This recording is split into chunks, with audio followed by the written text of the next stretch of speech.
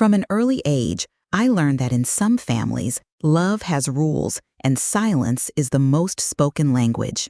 I'm Rose, and today I'm going to tell you how I was prepared for something dark and how I found the light when everyone expected my darkness. The house where I grew up felt more like a sanctuary than a home. Every room had its rules, its secrets, its objects that couldn't be touched. There was a bowl of water at the foot of the stairs that no one explained. A little bell hung on the basement doorknob, which would ring by itself in the middle of the night. Dried branches behind doors, pairs of rag dolls turned toward the wall. Nothing there was just decoration. Everything had a hidden purpose. Since I was little, I learned to tread lightly, as if my footsteps might awaken something that was not meant to be disturbed. The old furniture creaked easily, and that made me feel the house had ears. And maybe it did. Sometimes I felt like I was being watched even when I was alone. My grandmother used to say the house kept the lineage. My mother would repeat that certain things aren't to be explained, but respected. And my father just followed the rituals with empty eyes and automatic gestures. For them, all of this was normal. But for me, it was a dark puzzle. I didn't have the pieces, but I already knew I wanted no part of that board. Even without understanding, something inside me whispered, "This isn't normal." My parents and grandmother kept spiritual secrets unspoken. Over time, I began to realize my family knew more than they let on and said less than I needed to know. Their spirituality wasn't spoken, it was whispered, hidden in books without titles, in locked drawers, in prayers uttered under their breath, words that didn't sound like prayers but like commands. My grandmother was the center of it all. She wore necklaces of stones and red ribbons coiled around her wrist. She would murmur names while stirring the stove's fire, as if talking to someone I couldn't see. She said our roots came from far away, and that not everything old is meant to be explained, only obeyed. My father avoided eye contact when she spoke. He simply felt her presence as someone who had seen too much. My mother was strict, yet fragile. Her eyes seemed tired from carrying the weight of what couldn't be named. I tried to ask questions, but whenever the subject came close to those rituals, the answer was always silence, or a simple, "You'll understand when the time comes." But inside, I already understood enough to be afraid. It wasn't God they feared, it was something else. Silence and obedience as invisible rules. In my home, there were no screams, but the silence had the weight of iron. It wasn't peace. It was a rule. It was the official language of everything that couldn't be said out loud. I learned early on that too many questions closed doors, literally. Sometimes all it took was for me to insist on a why, for my mother to leave the room and never come back. There was also a kind of obedience that didn't need to be enforced. It was cultivated. Every wrong gesture was met with a hard stare, a sentence cut off midway, a veiled punishment. And so I began to understand you didn't question what came from above, nor what came from inside the house. The rules weren't written, but they were everywhere. I couldn't look directly at the altar objects in the hallway. I couldn't touch the book in the red drawer. I couldn't play in the basement. I couldn't light candles without intention. But no one told me what would happen if I broke any of those rules. They just said, "Don't do it." I grew up afraid of crossing invisible lines. And no matter how much I obeyed, something inside me began to scream. It was a muffled cry, but insistent, as if God still lived in me, even there. The first signs of inner restlessness and intuition that something was wrong. I didn't know how to name what I felt, but I knew it wasn't normal. Sometimes, at night, my body would shake for no reason. It wasn't cold. It was as if something was trying to reach me in the dark. I would cover myself completely, as if the sheet could protect me from things I couldn't even see. I was afraid of the hallway mirror. It seemed to reflect something beyond what my eyes could perceive. I avoided passing by it after 8 o'clock at night. Sometimes I thought my reflection moved with a second's delay. Other times, it seemed to look back at me with an expression that wasn't mine. But what disturbed me most were the dreams. I dreamed of empty fields and doors that led nowhere, of hallways that stretched for miles, of voices calling my name, but never saying where they came from. I was just a girl, but I could feel it. I felt that something was wrong, something that wasn't just strange, but spiritual, something that didn't come from outside, but from inside the house, and from within the lineage that had chosen me, without asking if I wanted to be a part of it. At 17, I was called for the inheritance rite. When I turned 17, my mother came into my room without knocking. In her hands, she carried a dark dress, embroidered with symbols I had seen on other nights, but had never dared to ask what they meant. With a smile that didn't reach her eyes, she simply said, "Your time has come." Those words didn't come with celebration. They came with weight. It was what all the women in the family went through, they said, a rite of passage, a ceremony that sealed our ancestral bond. Bond with what? I still didn't know. That night, they took me to a room in the house that had always remained locked. The walls were draped with dark cloths, the floor marked with chalk drawings, and dried herbs scattered as offerings. In the center, there was a table with a thick-covered book, old and untitled. A candle flickered atop it, as if resisting what was about to happen. My grandmother held my hand, and for the first time she was trembling. I wanted to run, but I stayed, not out of courage, but out of confusion. Because deep down I knew, after that night, I would either belong to them or be completely alone. An atmosphere steeped in tradition, with clothing, symbols, and hidden promises. The room reeked of smoke, burnt herbs, and something ancient, as if time itself had stopped inside. They dressed me in an embroidered cloak that trailed along the floor. The stitching formed spirals and closed eyes, as though the very fabric was watching me. I felt shivers as I put it on. It wasn't clothing, it was an imposition. The women of the family surrounded me in absolute silence, some with their eyes downcast, others staring straight at me, as if expecting something I didn't even know how to offer. My grandmother was holding a vessel with a dark liquid. My mother recited words in a language I had never heard outside that house. One by one, they anointed me, drawing symbols on my forehead, hands, and chest. In the center of the table, the book was opened. The pages were yellowed, some torn at the edges. And then they told me to put my hand on it. They asked me to repeat the words that would be spoken.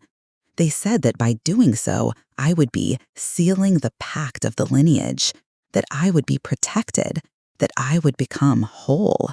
But I felt empty, as if my soul already knew those words were not life. They were a prison. At the crucial moment, I refused to repeat the words. My hand rested on the book. The candles flickered. The air seemed heavier. My mother began to recite the words I was supposed to repeat, a rhythmic, ancient sequence that sounded like an incantation. The phrases spoke of loyalty, of obedience to the lineage, of closing doors to the outside world. Each word seemed to seal away a piece of my freedom. My throat tightened. Outwardly, I was motionless, but inside, something struggled. A part of me screamed, "Don't say it! Don't give away your voice!" The final phrase came, and then silence. They stared at me, waiting for my repetition, but I remained quiet. I could feel my heartbeat pounding in my chest like hammer blows. My mother frowned. My grandmother lowered her eyes. My father, who until then had been watching from the shadows, stepped forward. "Rose," he said, his voice low and firm, "there's no turning back." I just looked at him, a knot in my throat, and I said, with the firmest voice I could muster, "I do not accept." It was as if time split in two. The room went cold. The rite was broken, and with it, my whole story until that moment. The family excluded me from that room immediately, total and sudden rejection. There were no screams, there was no fight, only a silence heavier than all the others I had ever experienced in that house.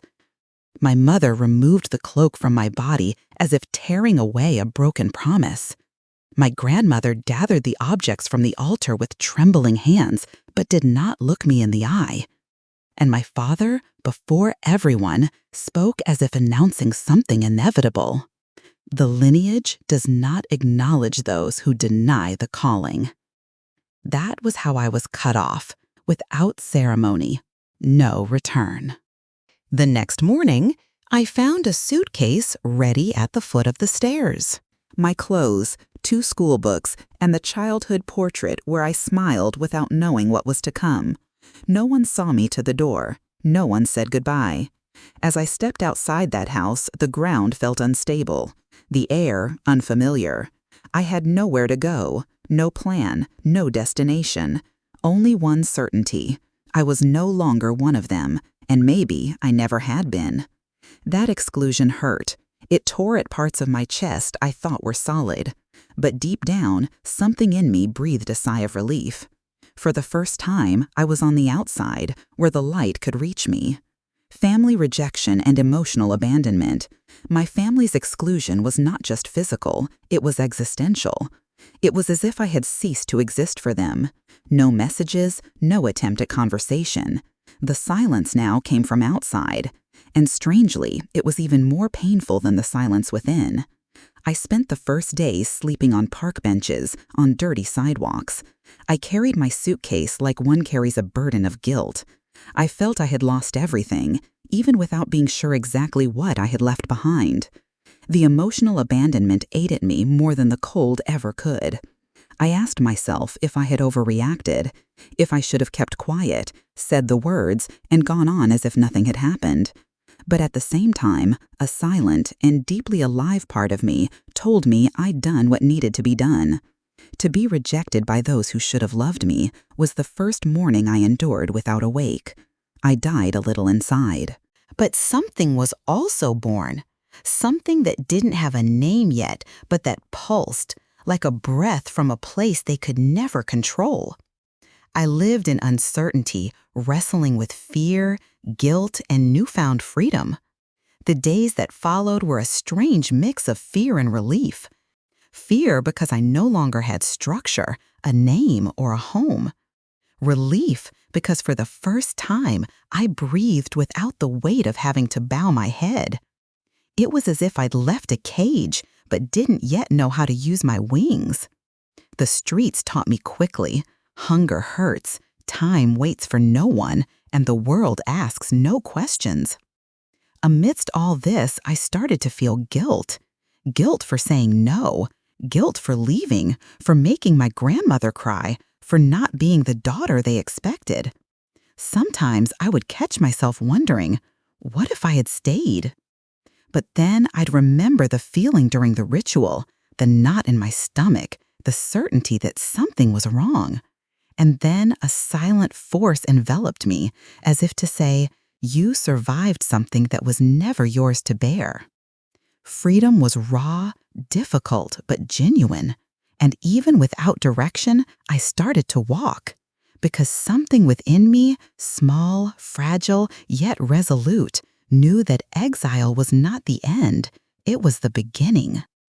Nightmares of invisible ropes and light breaking them, symbols of spiritual liberation. The nights were the hardest. When my body finally succumbed to exhaustion, my mind would take me back. I dreamed of my old house, but not as it was, rather as a dark, endless labyrinth where hallways multiplied and doors slammed shut on their own. There was always a moment when I found myself trapped. Invisible ropes bound my wrists, ankles, throat. I couldn't see who was pulling them, but I could feel the suffocation, the helplessness. I tried to scream, but my voice died before it could be born. It was as if something inside me was still chained up, even after escaping. But there was a turning point in the dreams. When I had no strength left, a light would appear. It wasn't the sun. It was something subtler, like a presence that didn't need to be seen to be felt. The light moved slowly, touched the ropes, and one by one they unraveled. I would wake up with tears in my eyes, breathless but at peace. It was more than a dream. It was a sign. Perhaps I wasn't just running from the darkness. Perhaps I was being guided by something that had always wanted to set me free. I find shelter in a new neighborhood and begin to observe daily life with new eyes.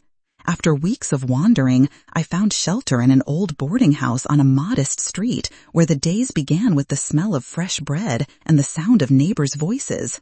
It was a simple place. The walls were peeling, the furniture used by generations, but there was something there I had never felt before: honesty. Nothing tried to appear as what it wasn't. The landlady welcomed me without questions. She just looked me in the eye and said, "You look tired, girl. You can rest here." And I rested. Not just my body, my soul as well. I began to observe the life around me as if watching a foreign film, trying to decipher the language of simple things.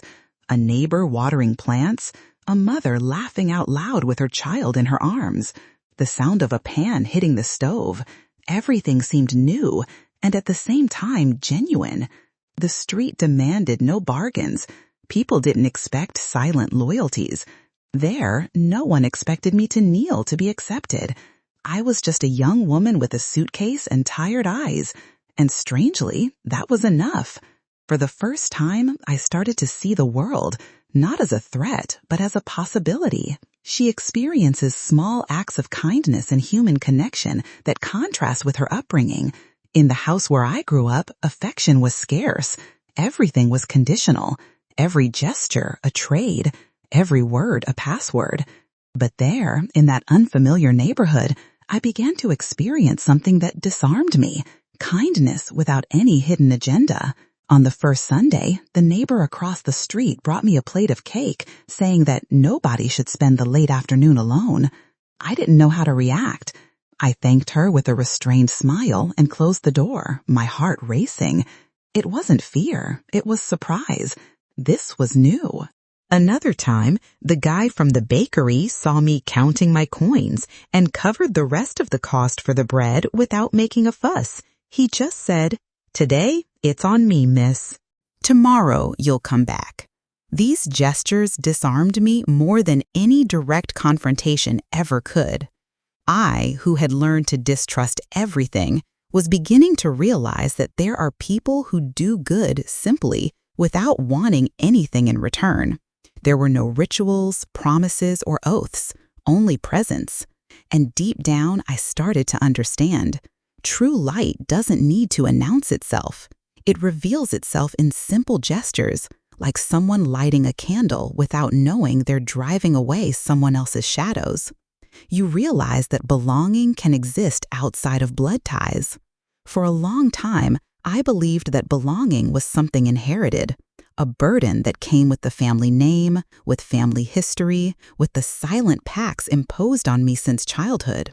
But there, in that new world of unknown neighbors and spontaneous gestures, I began to suspect that maybe belonging was something else.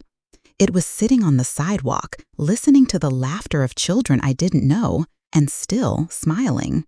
It was sharing a piece of bread, hearing someone talk about their own fears, and realizing that my silence was also being heard. It was being called by my name with no demands, no expectations, no "you should be." I started to understand that the truest bonds are not born of blood, but of encounter, of recognition, of the freedom to be seen without having to prove anything. Slowly, something inside me reorganized itself. I no longer needed to beg for acceptance in a place where my soul was suffocated.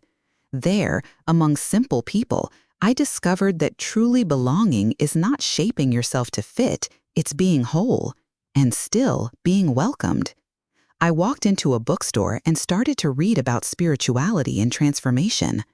It was on a rainy afternoon that I entered, without meaning to, that hidden bookstore tucked between old buildings.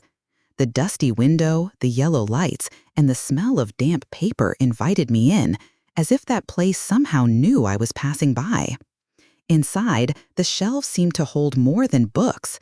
They held living stories, seeds of transformation, voices that spoke in silence.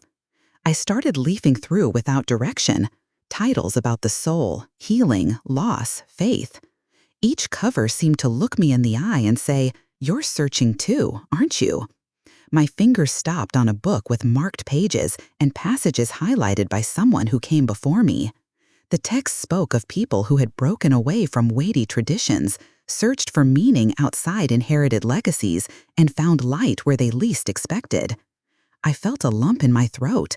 It was as if each word echoed something I hadn't yet had the courage to say out loud. From that day on, I kept coming back. The bookstore became a refuge, a temple without an altar. There, I didn't have to pray with formulas. All I needed was to read and, little by little, relearn how to feel. Because I spent so much time at the bookstore, I became friends with another young woman who introduced me to the Bible and said that there I would find the answer to my questions about life. Her name was Mary. We often met among the bookstore shelves, almost always in the spirituality section.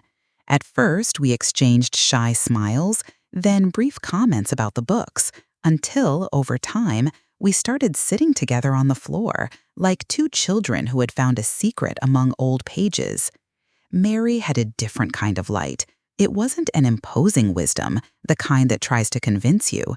It was gentle, like someone who had once been lost and knew the way back, without any rush. One late afternoon, after a conversation about everything and nothing, she took a small book out of her bag and placed it in my hands.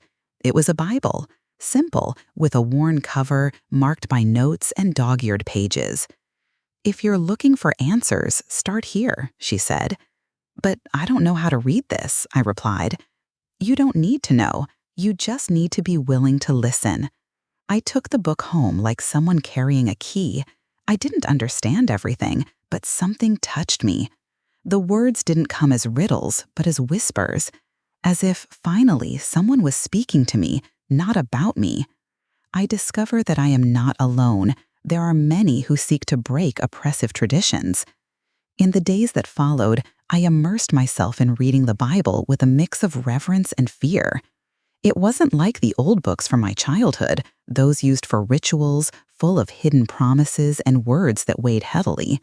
This reading was different. It invited me to reflect, not to obey, to surrender, not to fear. And the more I read, the more I realized that my story, this story of breaking away from oppressive traditions, of rejecting spiritual inheritances that imprison, was not mine alone. I found similar stories in the scriptures.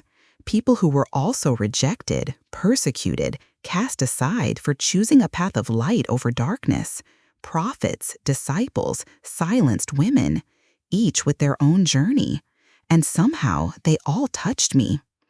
I also found other stories in conversations with Mary and in the pages of forgotten books at the bookstore, accounts of people who escaped suffocating religious systems and found freedom in a simple, living, intimate faith. This brought me relief and belonging, realizing I wasn't the only one breaking away from what wounds, gave me strength. I was not alone. The truth, when sought with the heart, always finds others who have also chosen not to be silent. It initiates a more personal spirituality, free from familiar rituals. For a long time, my faith was merely a reflection of what I had been taught to fear. It was bound to rituals, rehearsed words, and required postures. There was always an intermediary, an object, a closed book, a voice telling me what was right. But now, for the first time, my spirituality did not come from the outside. It was born within. There were no required candles nor symbols drawn on the floor.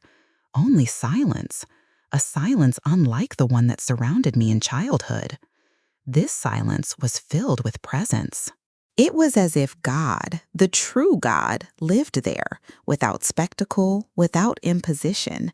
I began to pray, not as I had been taught, but as a timid, sincere, broken conversation. Sometimes I would just say, I'm here.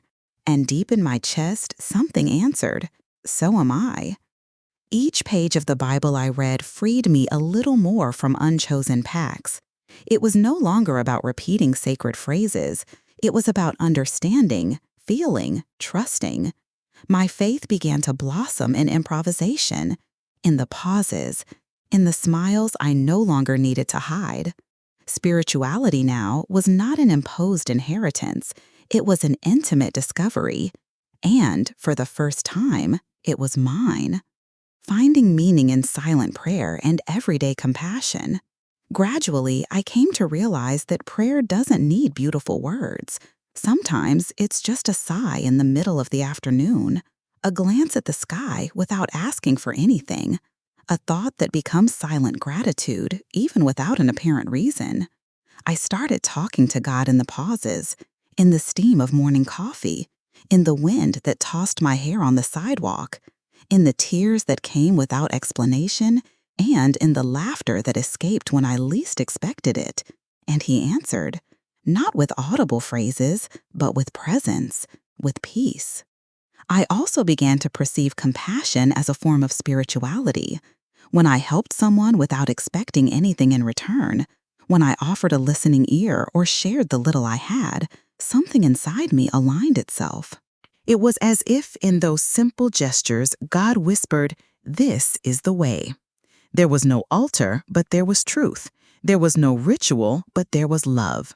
And I realized faith does not need performance, it needs surrender. Each day, among the simplest details, I found something that did not come from tradition, but from the heart. And finally, I understood.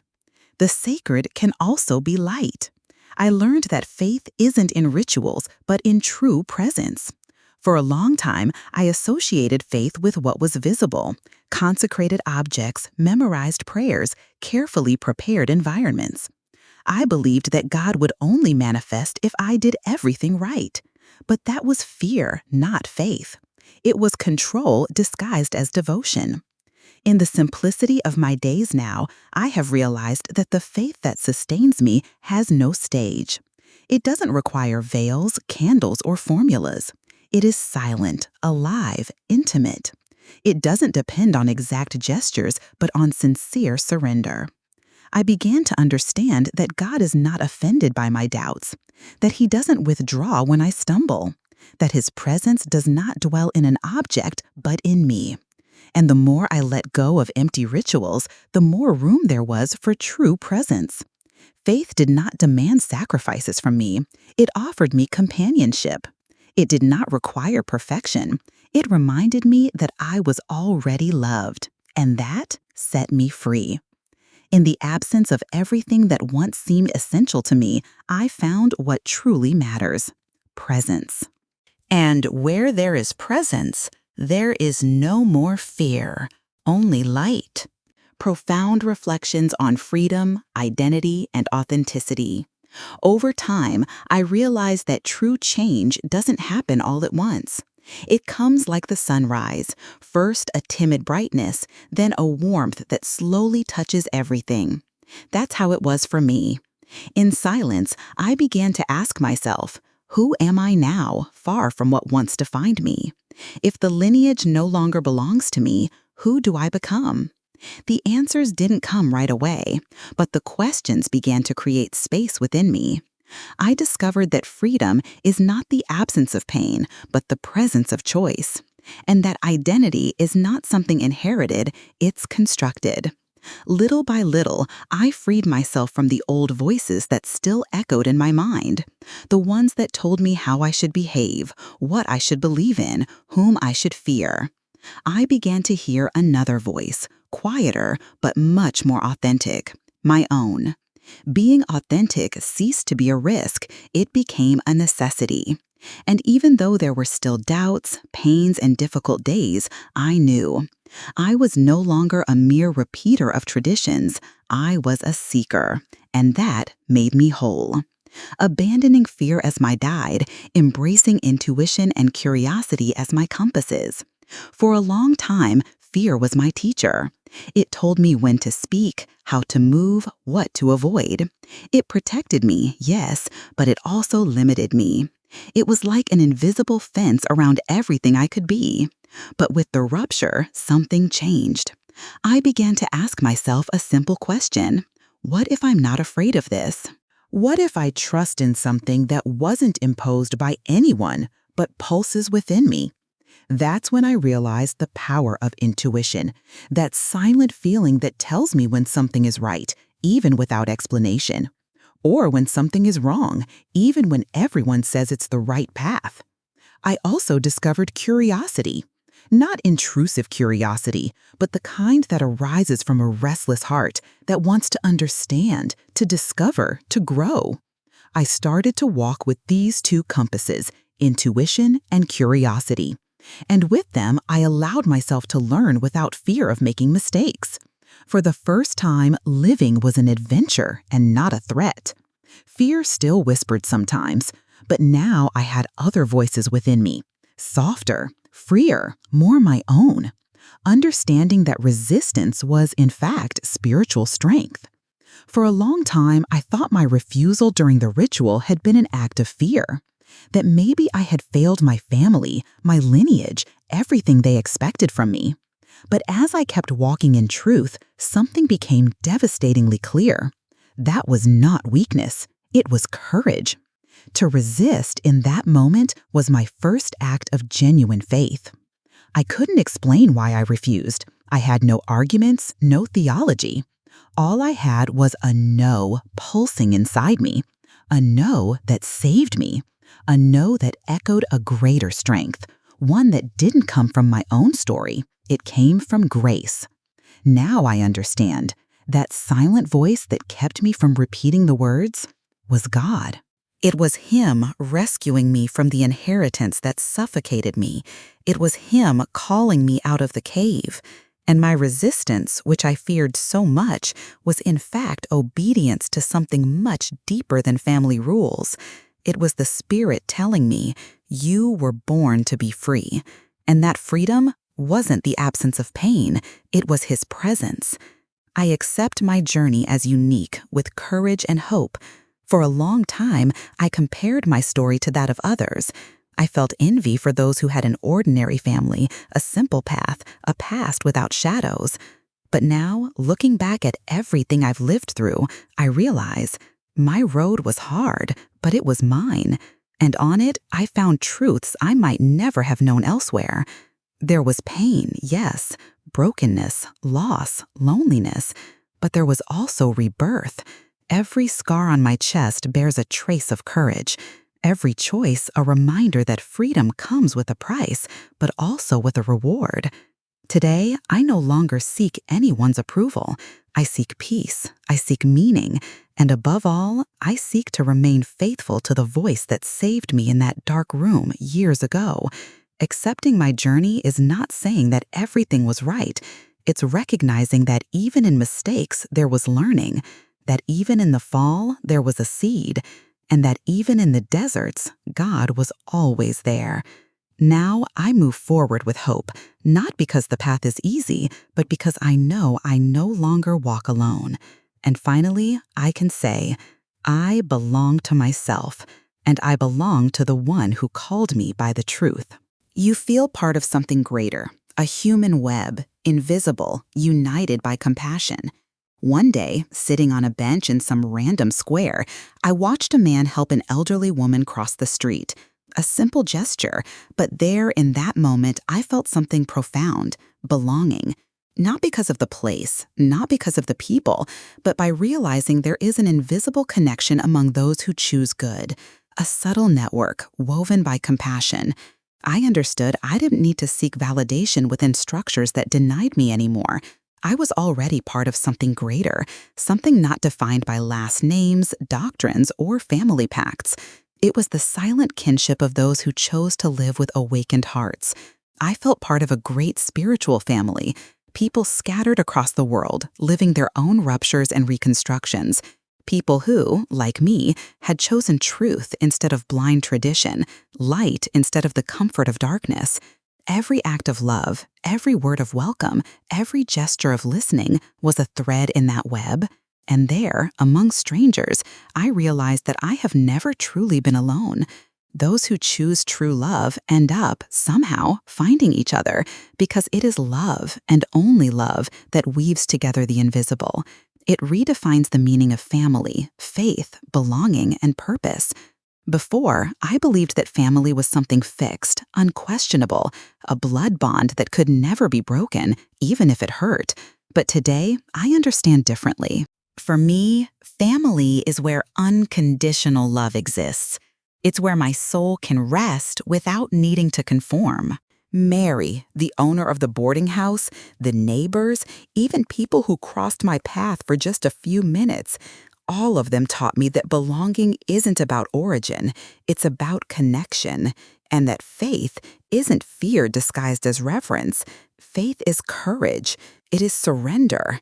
It is the daily choice to trust, even without seeing the whole way ahead. And purpose? Oh, I've redefined that too.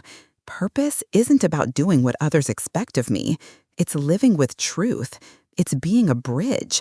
It's using my story, with all its pain and light, as a testimony that breaking free, rebuilding, and starting over are possible.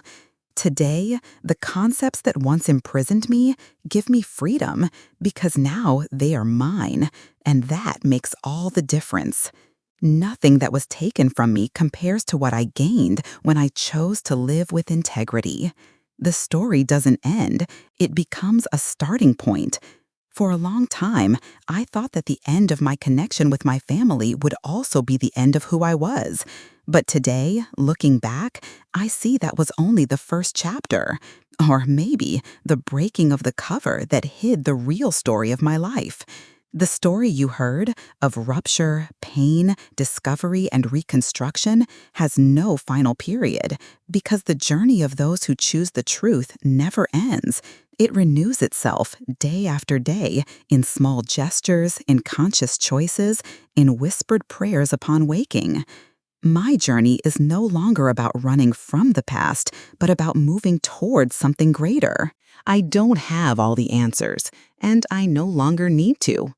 Today, I embrace the questions. The old Rose had to die so the real one could be born. And this new version of me wasn't forged in certainties, but in faith. Yes, the story didn't end. It merely became direction. And as long as there is life, there will be blank pages waiting to be written with purpose. True practice begins now, to live with intention, authenticity, and openness to the mystery. There comes a moment when merely realizing isn't enough. You have to live. That's what I learned. There would be no point in breaking with the past if I kept repeating patterns out of fear. It wasn't enough to just leave my childhood home. I also needed to leave the inner prison it left behind. The practice of true faith isn't just made of pretty words or lofty thoughts. It's in the small decisions, how I respond to others, how I care for myself, how I remain faithful to what I believe, even when no one is watching. Today, I try to live with intention. I ask myself, does this honor the new life I am building? If the answer is no, I step back. If it's yes, I move forward, even if I'm afraid. I've learned that authenticity is a silent prayer, and that living open to mystery is not a lack of resolve, it is humility. There are things I don't understand. There are questions without answers, but not everything needs to be clear to be true. The light that guides me now is not visible, but it is constant. And it reminds me every day, faith is not a place I arrive at. It is a way of walking. An invitation to the viewer to reflect and seek their own liberation. If you've made it this far, perhaps some part of this story has resonated with yours.